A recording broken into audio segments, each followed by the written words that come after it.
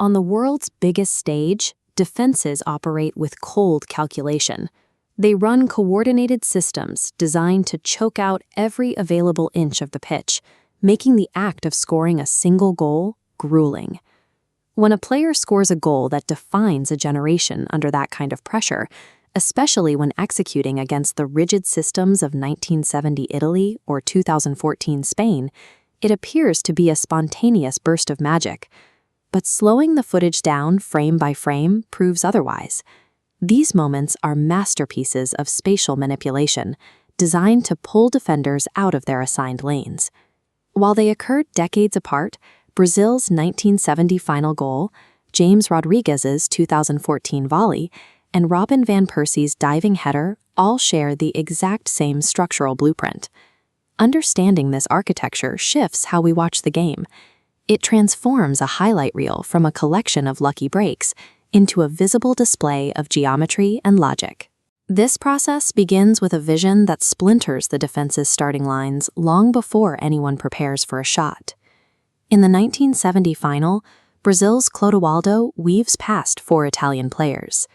Simultaneously, Tostão's off-ball run forces the midfield to track a phantom threat.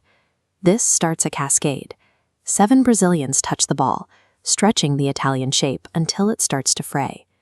We see this same structural disruption in 2014.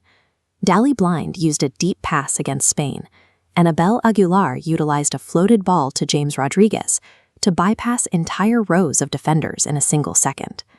These passes function as a catalyst, forcing an organized unit into a reactive scramble. The defense is no longer dictating the space.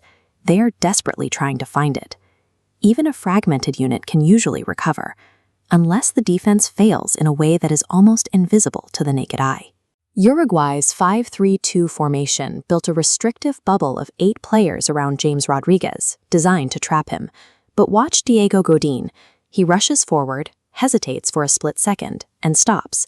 That tiny pause kills his momentum, leaving a gap for Rodríguez. Spain's failure against the Netherlands was a matter of communication. Sergio Ramos and Jordi Alba held a high defensive line, an aggressive position that requires constant awareness.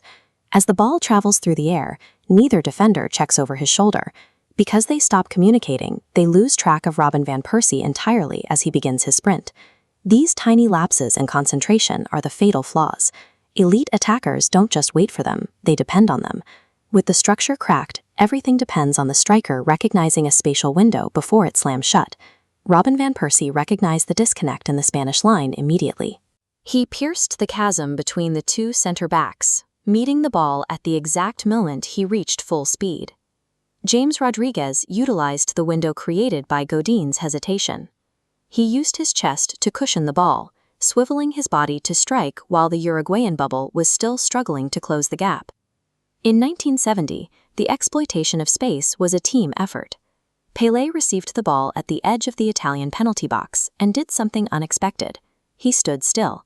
His presence acted like gravity. The Italian defenders collapsed inward to stop him, leaving a massive, empty corridor on the right flank. Pelé waited to slide the ball into that space, allowing an on-rushing Carlos Alberto to meet the pass in stride. The final strike is the inevitable result of everything that came before. The space was fully manipulated. The goal was just the last domino to fall. The moment the ball crosses the goal line, these precise manipulations generate consequences that outlast the match itself. Van Persie's diving header did more than just tie the match. It signaled the tactical crumbling of a Spanish team that had dominated world football for 6 years. For James Rodríguez, the volley secured a golden boot and transformed him into one of the most sought-after players in the world. In 1970, that final goal cemented Brazil as the most successful national team in history, earning them the right to keep the Jules Rimet trophy permanently. Football's most iconic goals are products of collaborative engineering, moments where human movement and invisible errors align for a single, unforgettable second.